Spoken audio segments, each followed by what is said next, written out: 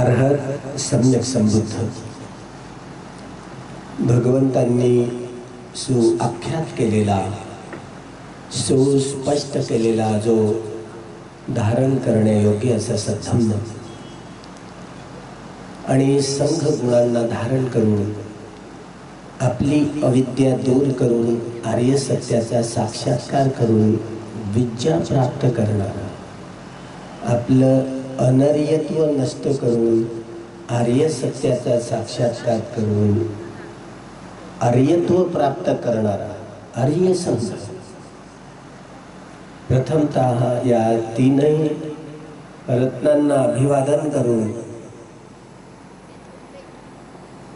ज्या महानुभावांनी पूजनीय भिक्खू संघांनी जेव्हा जेव्हा बुद्धवाणीवर संदेह निर्माण झाला, विचिकित्सा निर्माण झाली, तेव्हा तेव्हा भगवान बुद्धांच्या मूळ वाणीचं वारंवार संगायन करून भगवंतांच्या मूळ वाणीची सुरक्षा केली, सद्धम्म सुरक्षित ठेवला।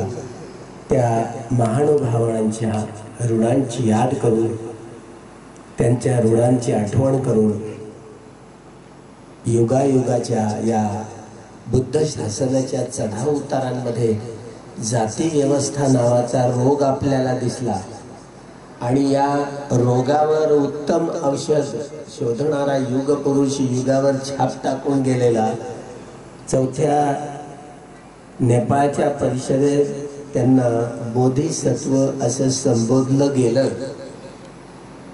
बोधिसत्व म्हणजे भावी बुद्ध। त्यामुळं याला या युगामध्ये दी सिम्बॉल ऑफ नॉलेज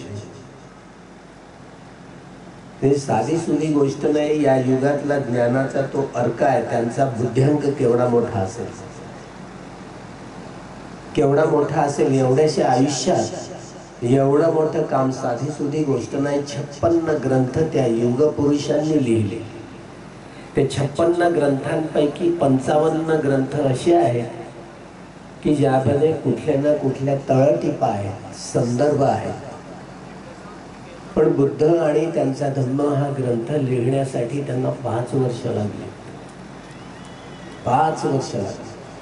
आणि हा ग्रंथ म्हातारपणात लिहिण्यासाठी त्यांना शरीर साथ देत नाही, म्हणून त्यांना डॉक्टर सविता कबीर यांच्याशी साडगाड बांधून विवाह करावा लागला।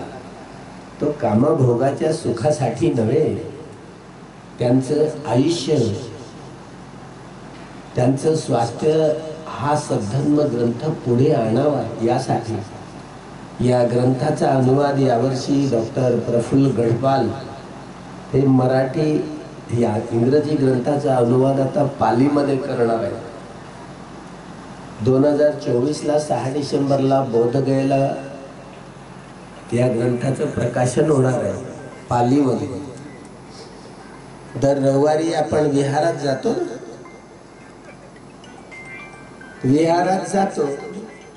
चला विहाराला असं म्हटलं तर पाली भाषा विसरलो, आता आंतरराष्ट्रीय भाषा होती। सगळ्या भाषेची जननीच पाली होती, पण प्रतिक्रांती झाल्यानंतर त्या भाषेचं वैभव कमी आलं। भारतात प्रतिक्रांती झाल्यामुळं सगळ्या भाषेची जननी संस्कृत आहे म्हणून आपल्याला सांगण्यात आलं।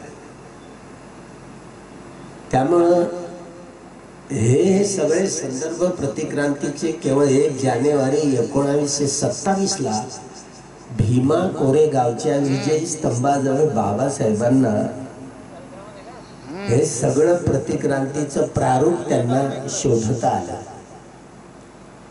प्रतिक्रांतीचं प्रारूप शोधता आलं। या देशात जे काही घडलं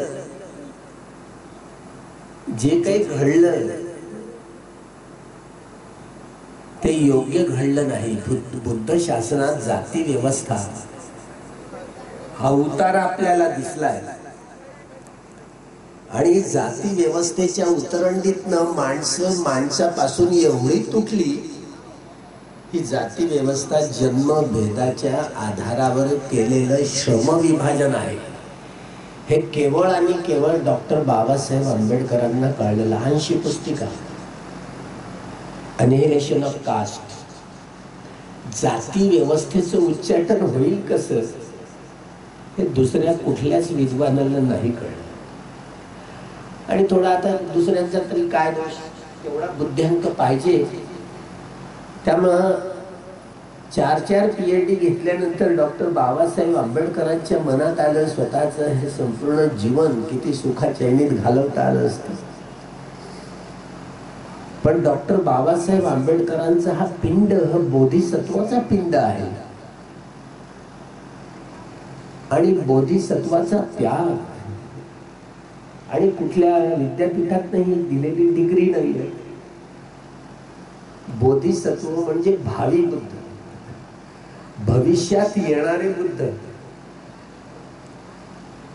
बुद्ध वंश वाचलाय तर त्या बुद्ध वंशात जे जे भूतकाळातले सगळे सम्यक संबुद्ध होऊन गेले त्या सगळ्या सम्यक संबुद्धांच्या कालखंडात गंगा नदीचं वर्णन दिसतं. पुढे येणाऱ्या सम्यक संबुद्धांच्या कालखंडात देखील गंगा नदीचं वर्णन असेल.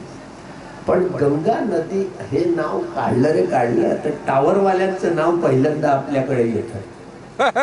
टावर म्हणजे समजलं, अँटिना. अँटिना.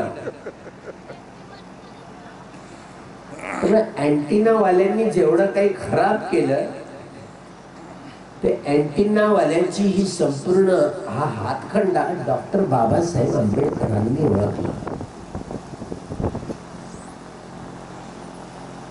हे खरं आहे. प्रबोधनकार ठाकरे, महात्मा फुले यांनी बुद्धाविषयीची खूप सराहना केली. पण टिपिकल इतिहासाची ही कंटिन्युटी, इतिहास संशोधन करण्याची दृष्टी फुल्यांना नाही प्रसवता आली किंवा प्रबोधनकारांना नाही प्रसवता आली. ती केवळ आणि केवळ डॉक्टर बाबासाहेब आंबेडकरांना प्रसवता आली.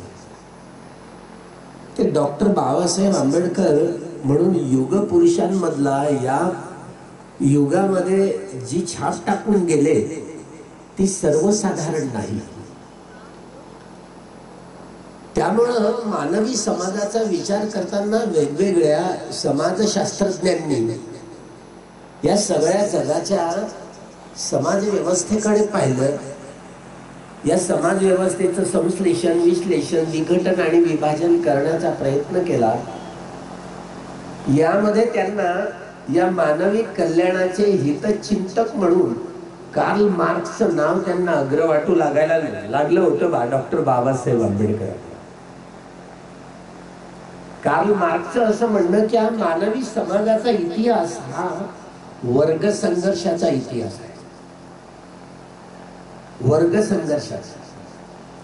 पारंपरिक कम्युनिस्टांना तिलांजली देताना कॉम्रेड शरद पाटील त्यांच्या दोन्ही ग्रंथामध्ये दे स्लेव्हरी ऑफ दासशूद्रा, दासशूद्रांची गुलामगिरी या ग्रंथामध्ये जात, वर्ण, वर्ग डॉक्टर बाबासाहेब आंबेडकरांनी इतिहासाचं हे संपूर्ण संश्लेषण, विश्लेषण, विघटन करताना त्यांना वर्ण व्यवस्था दिसली, जाती व्यवस्था दिसली आणि वर्ग व्यवस्था पण दिसली.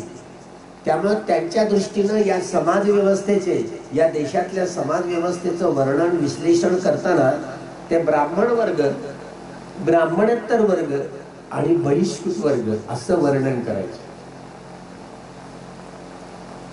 म्हणजे वर्ग विवेचन करताना असं करायचं.